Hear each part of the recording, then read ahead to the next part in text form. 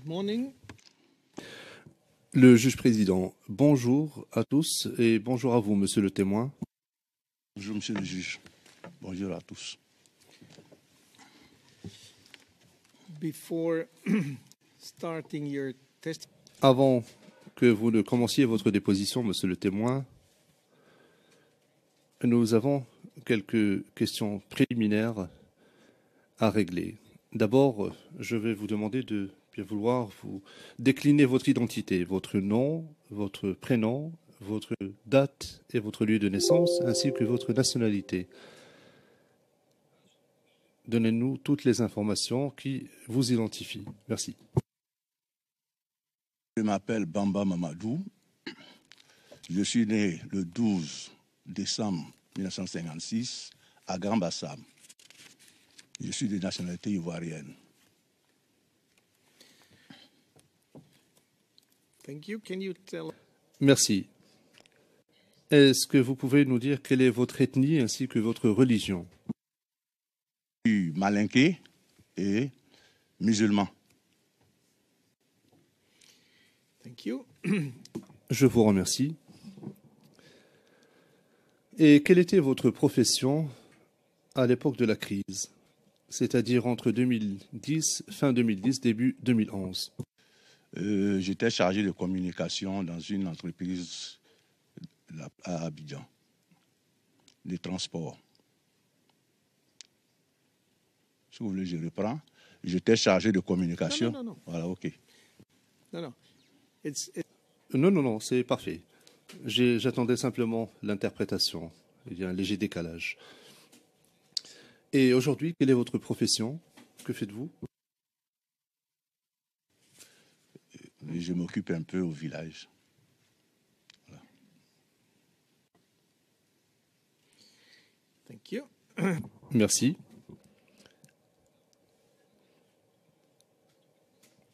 Lors de votre déposition, nous vous appellerons monsieur le témoin. Nous n'allons pas utiliser votre nom, c'est la pratique de la cour, tout simplement. Je vais vous donner quelques informations supplémentaires concernant votre déposition. D'abord, il y a la question de l'interprétation. Vous allez vous exprimer en français et moi je m'exprime en anglais. Donc, à tout moment, les langues de travail ici, ce seront le français et l'anglais. Par conséquent, il nous faut une interprétation pour que nous puissions nous comprendre mutuellement. Et c'est pour cela que nous avons des interprètes avec nous. Et tout ce qui est dit dans cette salle d'audience est transcrit en anglais et en français. Et c'est pour cela que nous avons des sténotypistes. Donc si nous parlons lentement, les interprètes comme les sténotypistes pourront faire leur travail correctement et nous permettront de nous comprendre mutuellement. Alors je vous demanderai de parler lentement et lorsque vous serez interrogé en français par l'un ou l'autre des avocats, tâchez de ne pas parler en même temps que cette personne, car cela pose des difficultés pour les sténotypistes et les interprètes. Bien, si vous me voyez vous faire un signe de la main, comme ça, sachez que vous devez ralentir. Très bien. Vous savez certainement que notre chambre a été constituée afin de connaître de l'affaire le procureur contre messieurs Gbagbo et Blé Goudé.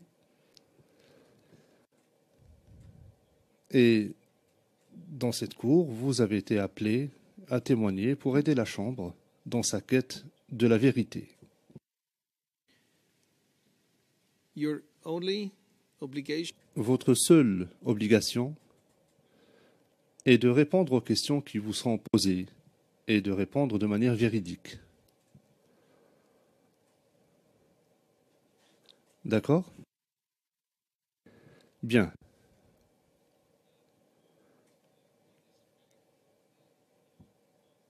Les textes statutaires de la Cour exigent que vous preniez un engagement solennel et je vais donc vous demander de lire la formule que vous avez sous les yeux. Je peux aller?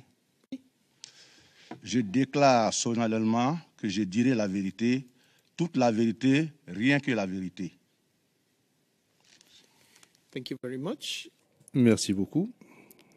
Je dois évidemment vous rappeler que ne pas dire la vérité devant cette cour est une infraction. Monsieur le témoin, la Chambre dispose de votre déclaration écrite, la déclaration que vous avez faite au bureau du procureur le 11 mai 2015. Il s'agit de la déclaration portant la référence CIVOTP 0081 0380, ainsi que les annexes CIVOTP 0081 0392, 0393 et 0394. Ces documents devraient en principe se trouver devant vous. Est-ce que vous pouvez confirmer que vous avez fait cette déclaration au bureau du procureur le 11 mai 2015? Oui, j'ai fait cette déclaration.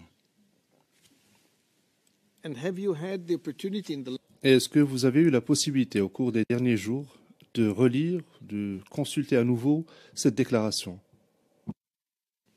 Okay. Très bien.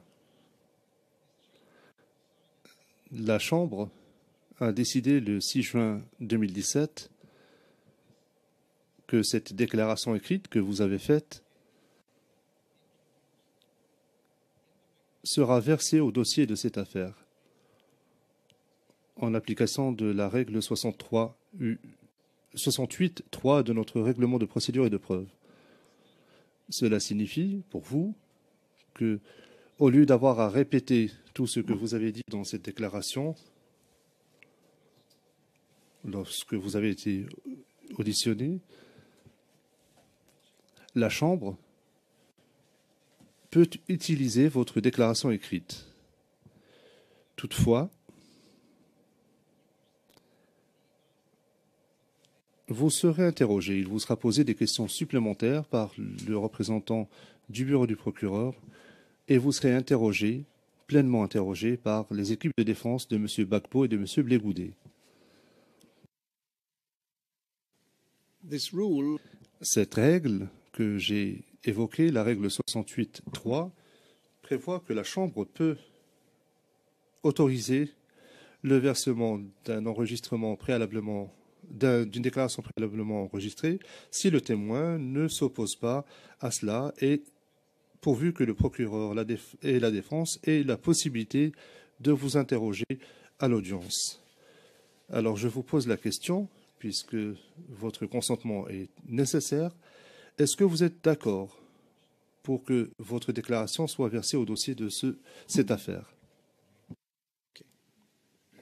Bien. Je vous remercie. Étant donné que vous êtes ici et que vous êtes prêt à être interrogé par les parties, la Chambre note que toutes les exigences de la règle 68.3 sont satisfaites et par conséquent, le versement de votre déclaration écrite au dossier de l'affaire est autorisé. Je fais référence à la déclaration écrite ainsi que les annexes que j'ai citées précédemment.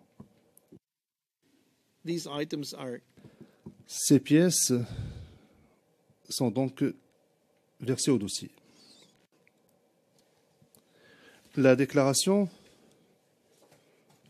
fait référence à un certain nombre de pièces qui ne sont pas des annexes à cette déclaration, mais seront considérées, vu la décision de la Chambre, comme étant soumis au dossier de l'affaire. Je fais référence au document CIVOTP 0037 0114 0116 0117 0118 au document CIVOTP 0039 0044 45 46 48 49, 50, 51, 53, 54, 57, 58, 59, 61, 505, 506, 507, 508, 509, 510, 511, 512, 513, 514, 515, 516, 517, 518, 519, 520, 521, 522, 523, 524, 525, 526, 527, 528, 529, 530 et 617. Bien, je pense que nous pouvons maintenant commencer votre interrogatoire. Et sur ce, je donne la parole brièvement à l'accusation qui vous posera des questions supplémentaires. You have the floor. Vous avez la parole, madame. Madame Prentsenikova, merci, monsieur le président, madame, monsieur les juges. Bonjour, je m'appelle Maria Berdenikova. Donc, je suis l'avocate du bureau du procureur qui va vous poser quelques questions ce matin. Oui. D'accord? Oui. On a eu une occasion pour se rencontrer très brièvement vendredi dernier pendant une réunion de courtoisie. Comme je maîtrise un peu mieux l'anglais que le français, je vais en fait vous poser mes questions en anglais. D'accord. D'accord? Donc, je vais maintenant passer en anglais. OK. So, Mr. Witness, I will... Monsieur le témoin, je vais vous demander d'écouter attentivement mes questions. Et si à un moment ou à un autre, vous ne comprenez pas quelque chose, n'hésitez pas à me le faire savoir et je reposerai ma question ou je la reformulerai. As the presiding judge has just... Comme le juge président vient de l'expliquer, tout ce que vous avez dit dans votre déclaration fait déjà partie du dossier de l'affaire. Donc, je ne vais pas vous demander de répéter tout de manière détaillée, tout ce que vous avez dit et expliqué dans vos déclarations. En revanche, je vais vous poser quelques questions à titre d'éclaircissement.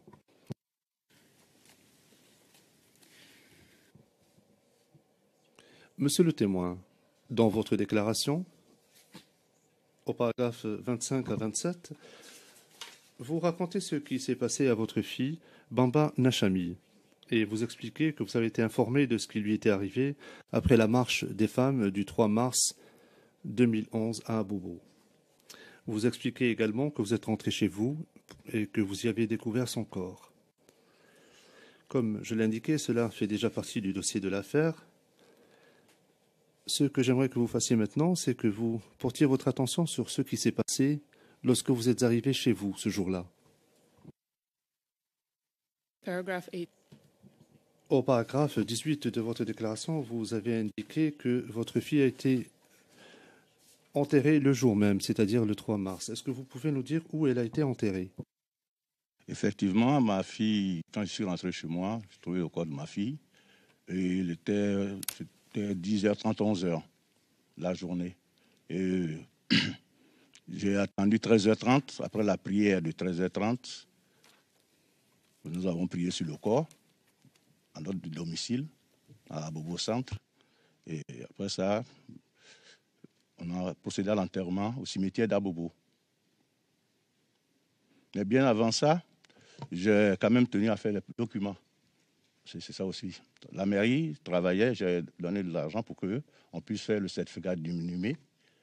Et puis, on l'a enterré aux environs de 14h, parce qu'après 13h30, après la prière, à 14h, au cimetière municipal d'Abobo.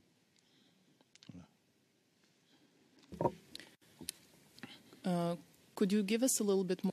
Est-ce que vous pouvez nous parler davantage du document que vous venez de citer à l'instant?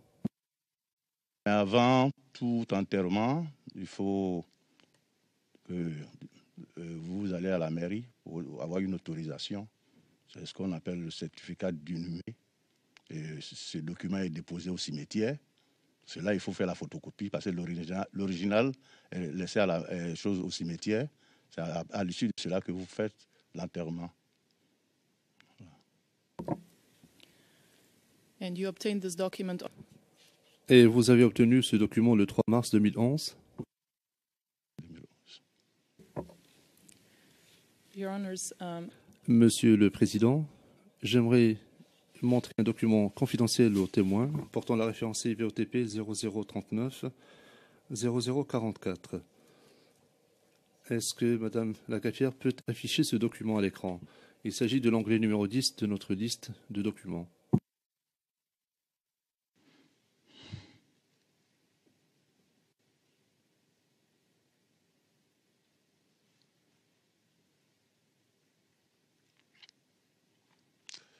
Ok. Mr. Witness, do you see the document? Monsieur le témoin, est-ce que vous voyez ce document à l'écran? Le permis d'inhumer, c'est de ce document que je parlais. Thank you. Je vous remercie.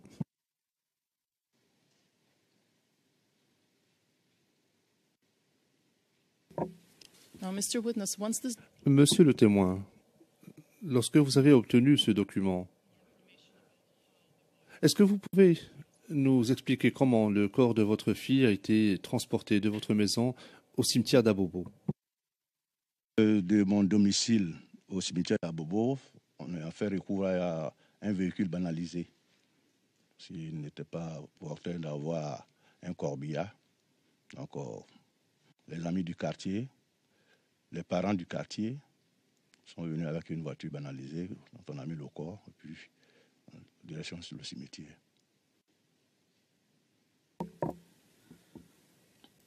So who was it that accompanied the Qui a accompagné le corps dans ce véhicule vers le cimetière?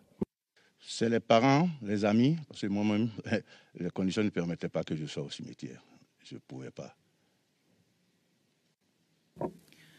Could you clarify what you mean by Est-ce que vous pouvez nous expliquer ce que vous avez voulu dire par les conditions qui vous ont empêché d'aller au cimetière? De quelles conditions parlez-vous? J'étais traumatisé.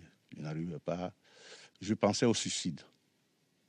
Donc, ce n'était pas facile pour moi ce jour.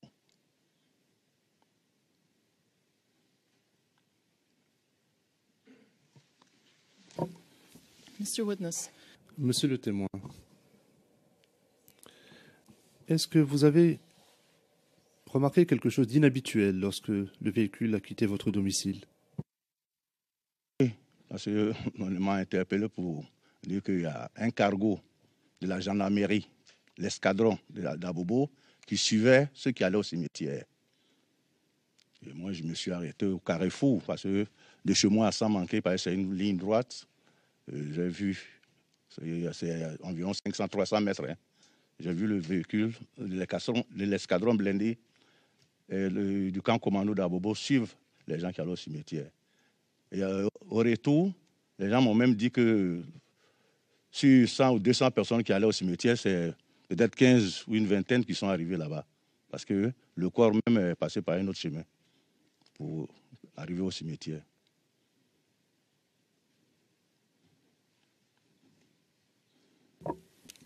And how did you know that this was a vehicle from the Et comment est-ce que vous avez su qu'il s'agissait d'un véhicule de la gendarmerie?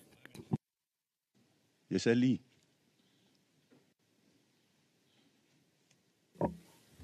Did you hear anything? Est-ce que vous avez entendu quoi que ce soit lorsque vous avez vu cela?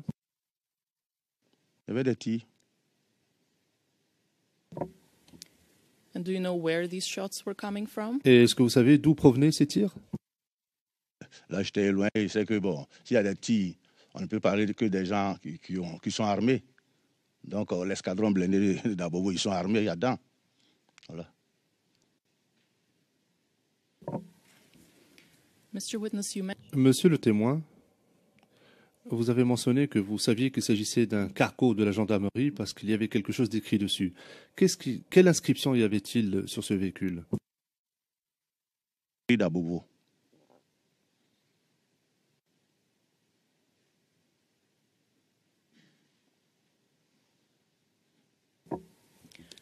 And did you see this? Est-ce que vous avez revu ce cargo de la gendarmerie plus tard? Non, c'est fini.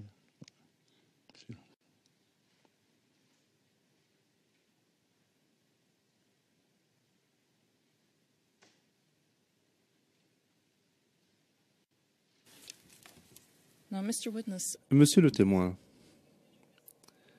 est-ce que vous vous êtes rendu à la tombe de votre fille? Maintenant après, je suis allé avec mon fils, mon dernier.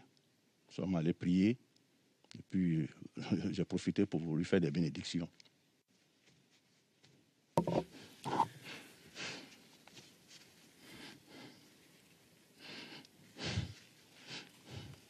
let me know if you need a pause, Mr. Witness. Si vous souhaitez avoir une pause, vous me le faites savoir. To us how Est-ce que vous pourriez nous expliquer comment vous avez retrouvé la tombe ce jour-là? Comme mon fils était au cimetière, et sur la tombe aussi, il y avait une pancarte qui désignait le nom, le prénom, le nom, le jour, la date du jour d'enterrement, tout. Donc, ça fonctionne de ça que moi, nous avons retrouvé la tombe. Et vraiment, la tombe existait. I understand that Je comprends que votre fille a été enterrée dans une tombe individuelle, c'est bien cela? what happened to the sign Et qu'est-il advenu de ce panneau qui contenait les informations, les détails que vous venez de mentionner? Je crois que c'est les gens du procureur, quand ils sont venus, qu'ils ont voulu voir la tombe de ma fille. Nous sommes rendus au cimetière d'Abobo. La plaque n'existait plus. were you still able to locate Est-ce que vous étiez toujours en mesure de reconnaître la tombe après que ce panneau ait été enlevé?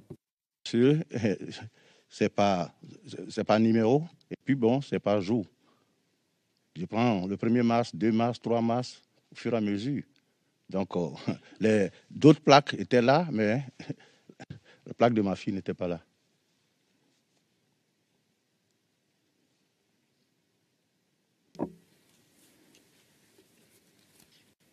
were you able to recall the exact location? Est-ce que vous avez réussi à vous rappeler l'emplacement exact de la tombe? On est allé parce qu'on ne pouvait pas aller ailleurs. Le cimetière d'Abobo, bon, c'est géré, sorte que les corps soient... Bon, c'est les numéros qui suivent. Donc, je suis allé avec les enquêteurs pour une première fois, une deuxième fois. Et après ça, moi-même, je suis allé au district d'Abidjan. Parce que c'est la mairie d'Abobo. Le cimetière se trouve à Abobo, mais c'est le district d'Abidjan qui gère les cimetières. Donc, je suis allé avec le permis d'inhumer, voir les responsables là-bas. Et même après, les enquêteurs sont allés là-bas, ils n'ont pas eu gain de cause. Voilà.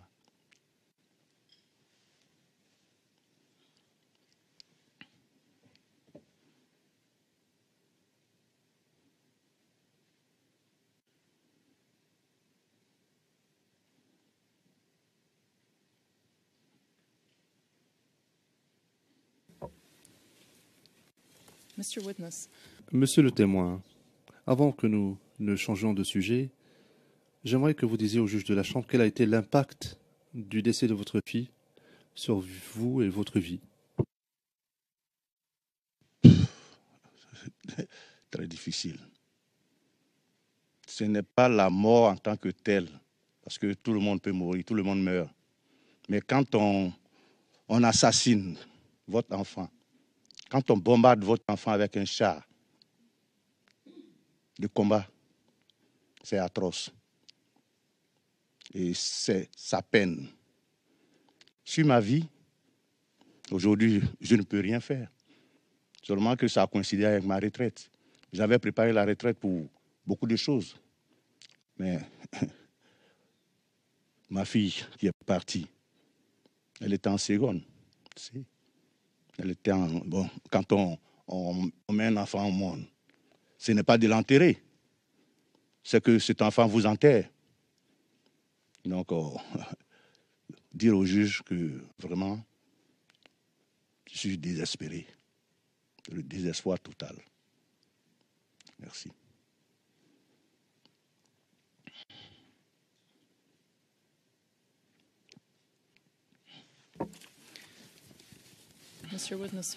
Monsieur le témoin, nous allons aborder un autre sujet maintenant. J'aimerais vous poser quelques questions concernant une organisation qui s'appelle APAFEMA. Au paragraphe 13 de votre déclaration, vous mentionnez que vous êtes président de cette association. Est-ce exact? Et depuis quand êtes-vous membre de cette organisation? J'ai créé, disons nous avons créé cette association en février 2012. Et si je me rappelle bien, c'est le 12 février que j'ai fait envoyer les règlements et statuts au ministère de l'Intérieur. Et le 16 février, nous avons reçu un récépissé. Voilà.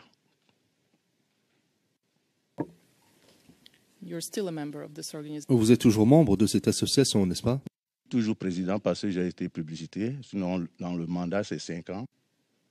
5 ans, renouvelable. Bon, les camarades. L'APAFEMA, il faut aussi que je vous l'explique. C'est une association des 7 membres, des 7 familles. Ce n'est pas une association élargie à toutes les victimes. C'est les 7 parents victimes qui sont membres de cette association. Et je suis toujours membre.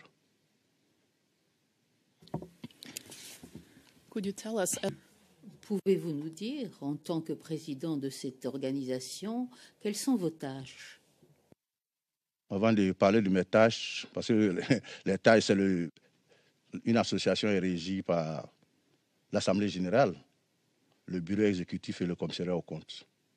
Donc, je suis le chef du bureau exécutif. Je m'engage auprès de mes adhérents, disons auprès des victimes, parce que ce n'est pas des adhérents parce qu'on ne cotise pas là-bas. On ne gère pas de fonds. J'essaie de les aider dans la vie, dans l'organisation, dans la gestion et dans l'obtention des documents administratifs dont ils ont besoin.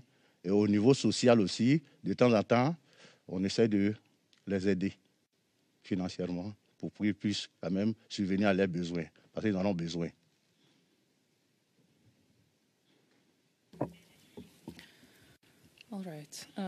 Très bien.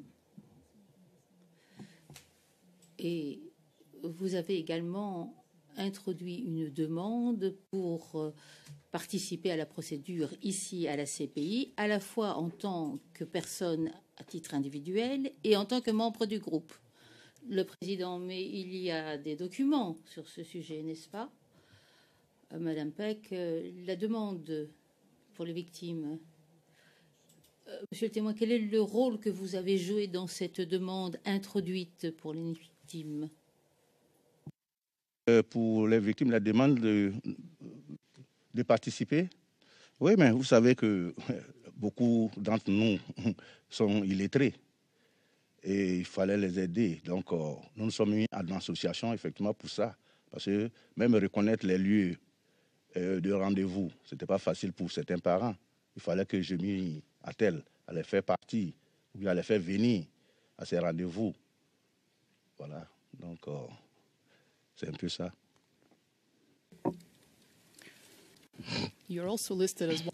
Vous faites également partie des personnes de contact pour les membres du groupe. Est-ce que vous pouvez nous expliquer comment vous êtes devenu la personne de contact? Des documents que vous remplissez.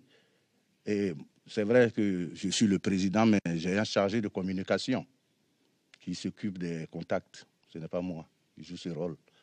Même quand on m'appelle, je fais appel à mon chargé de communication qui s'en occupe. Voilà.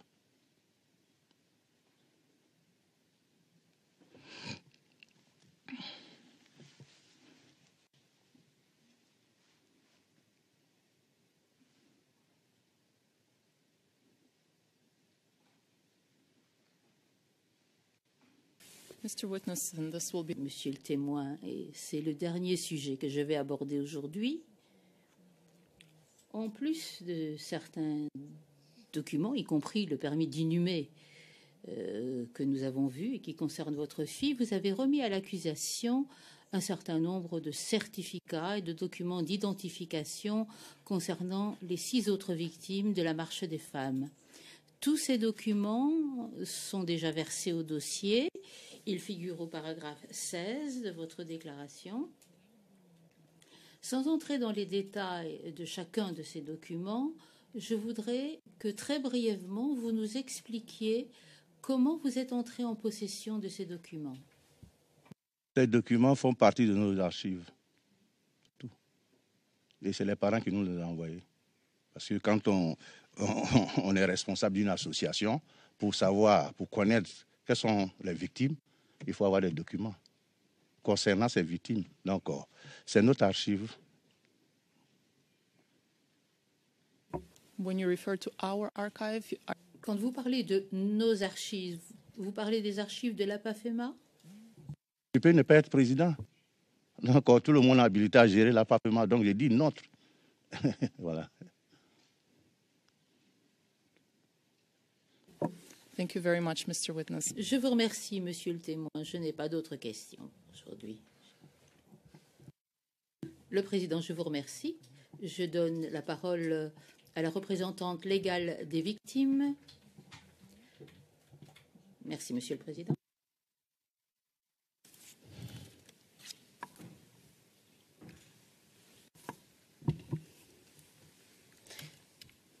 Monsieur le témoin, Oui.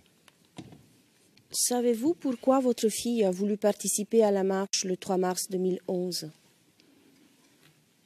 Oui. Tout le monde était fatigué à Bobo. Tout le monde était emmerdé à Bobo. Tous les soirs, on ne dormait plus. Les obus. L'escadron de la mort venait dans les domiciles.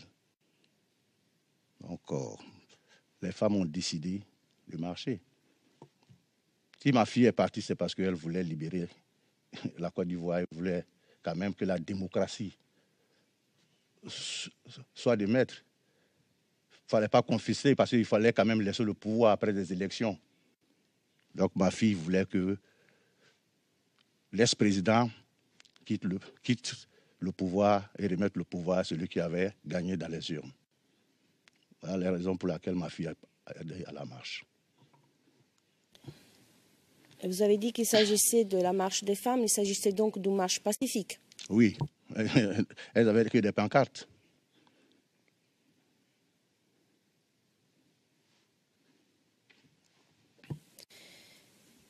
Monsieur le témoin, connaissez-vous une association au nom SOS Femmes d'Abobo? SOS Femmes d'Abobo, je crois que... Non, je connais une association SOS à Paris, pas à Bobo. Les femmes, elles disent qu'elles s'appellent SOS Femmes, 7 femmes tuées à Bobo. Voilà, il faut rectifier. C'est 7 femmes tuées à Bobo. Merci pour la précision. Il s'agit donc d'une organisation qui est basée à Paris. Oui. Avez-vous jamais rencontré de membres de cette association après la marche du 3 mars 2011? Bon, je crois que moi, quand les femmes ont été tuées, j'ai appris, parce que c'est mon petit frère qui m'a représenté à cette cérémonie, je crois à la mairie d'Abo, parce que moi j'étais en service. Peut-être que ça devait être dans le mois d'octobre, chose, bon, je n'ai pas été, je ne l'ai pas croyé, mais c'est tout juste en 2017, là, en mars. Excusez-moi de vous interrompre, monsieur le témoin. Oui.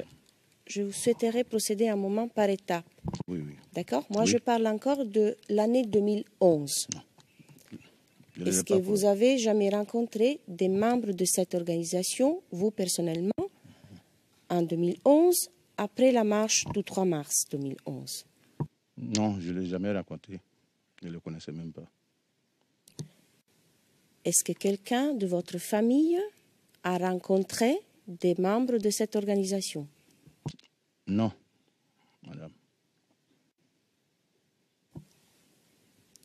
est-ce que vous savez si des membres de votre famille ont jamais reçu de cette organisation une enveloppe avec un certain montant d'argent, un tricot, un t-shirt?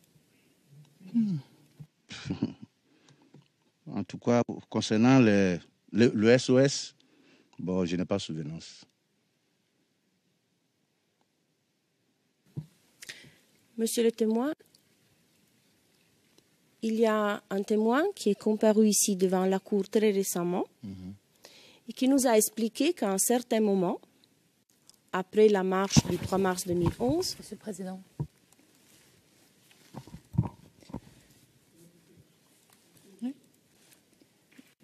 Finish. Le Président. Terminez la question. Il faudrait confronter tout simplement le témoin au transcrit.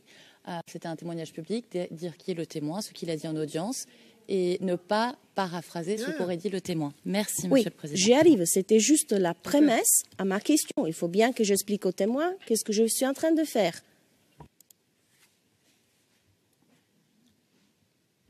Please go ahead. Le Président, poursuivez. Monsieur le témoin, je vais vous lire une partie de la déclaration du témoin 172. Il s'agit de transcription de l'audience du 7 juillet 2017, transcription numéro 174, version française éditée, page 20, ligne de 7 à 20. Je cite. Est-ce que vous pouvez dire au témoin qui est cette personne? Oui. Merci. Il s'agit de monsieur Yacouba Ouattara. Oui, Est-ce que vous connaissez monsieur Yacouba Ouattara? oui, je le connais. Et qui est ce monsieur? Il est le chargé de communication au niveau de l'APAFEMA. Chargé de communication. Mais en ce moment, l'APAFEMA n'existait pas. Oui, d'accord, très bien. Alors, écoutez-moi bien. Hein? Please. Ouais. Je vous en prie.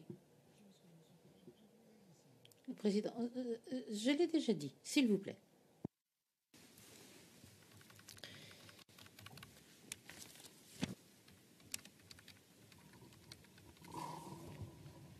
Je cite, et ça c'était la question que moi-même posais au témoin. Tout à l'heure, en question du bureau du procureur, vous avez indiqué qu'après la marche, vous avez rencontré les membres d'une organisation non gouvernementale, SOS Femmes d'Abobo. Est-ce que vous avez reçu un montant d'argent après la marche de cette organisation?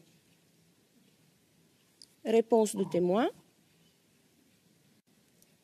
Après que cette organisation vienne nous soutenir, cette organisation est venue avec une enveloppe de 5 000 francs, un t-shirt, un tricot, qui s'était mentionné dessus 3 mars, un tricot par famille. Fin de citation. Est-ce que vous vous en souvenez de cela? Mais, là, il y a confusion. Parce que moi, je vous ai dit que je n'étais pas à cette cérémonie. J'ai pensé, quand tout juste nos enfants ont été tués, il y a des associations qui sont venues à la maison. Ça, ce n'est pas en dehors de chez moi. J'ai pensé que c'était à cela qu'on faisait allusion. Sinon, je vous ai dit qu'au niveau de la commune et au niveau de la mairie, que c'était mon petit frère qui représentait la famille. Bon, mon petit frère, c'est moi. Je ne vais pas parler à sa place. Voilà. Sinon, ce jour-là, je n'étais pas là. D'accord, mais pour moi, c'est important de comprendre. Est-ce que vous avez souvenir de cet épisode? Vous n'étiez pas présent, mais quelqu'un de votre famille était présent. Oui. Est-ce que c'est bien ça? Oui.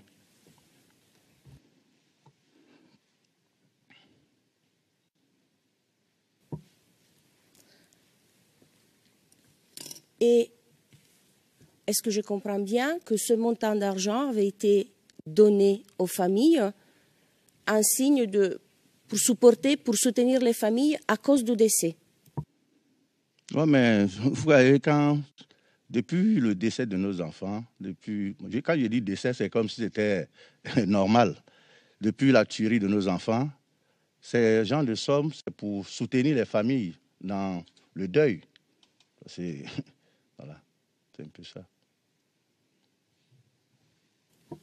Monsieur le témoin, vous nous avez expliqué que vous êtes le président de l'association APAFEMA. Oui. Est-ce que cette association commémore chaque année ce qui était arrivé aux femmes le 3 mars 2011? La première édition a eu lieu chez moi en 2012. Donc depuis ce temps, nous avons fait un programme.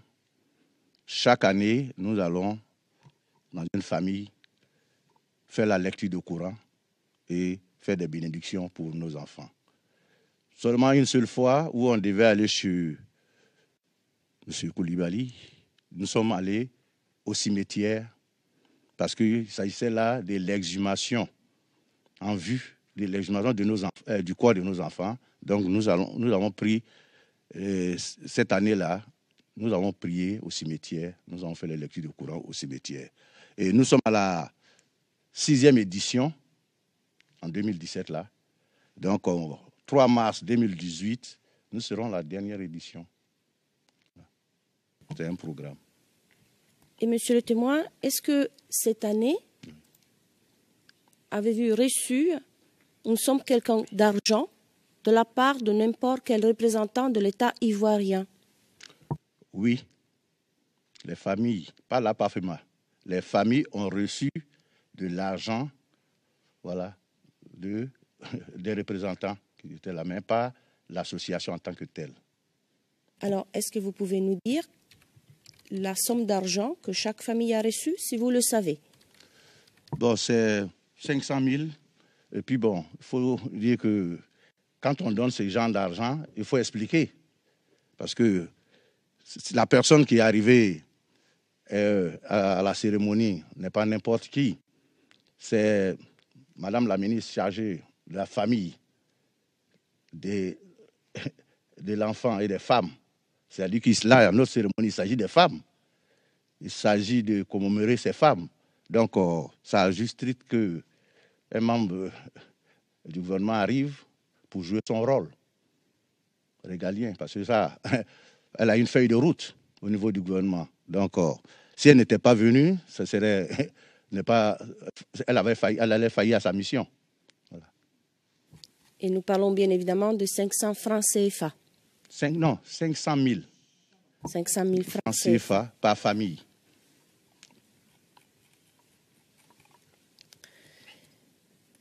Mon dernier sujet, monsieur le témoin, vous avez indiqué ce matin, à la demande du bureau du procureur, que vous avez déposé une demande de participation en tant que victime dans cette procédure. Est-ce que vous vous souvenez les circonstances dans lesquelles ces formulaires de participation ont été remplis? Là je ne sais pas, hein, parce que bon, ce n'est pas mon travail, madame. Je ne sais pas comment ils ont... Est-ce que, quand vous avez rempli le formulaire, il y avait quelqu'un présent? C'était seulement le membre de famille ou est-ce qu'il y avait des autres personnes présentes? Je crois qu'il y avait les membres du greffe. C'est devant ces personnes-là qu'on remplit les déclarations. Ouais. Les demandes de participation ont été remplies à la présence de membres du greffe de la Cour. Oui, c'est à leur demande. Voilà. Oui, les greffes de la Cour. Je vous remercie, monsieur le témoin. Je n'ai pas d'autres questions. Merci. Thank you, Mr. President. Madame Messoda, je vous remercie, monsieur le président.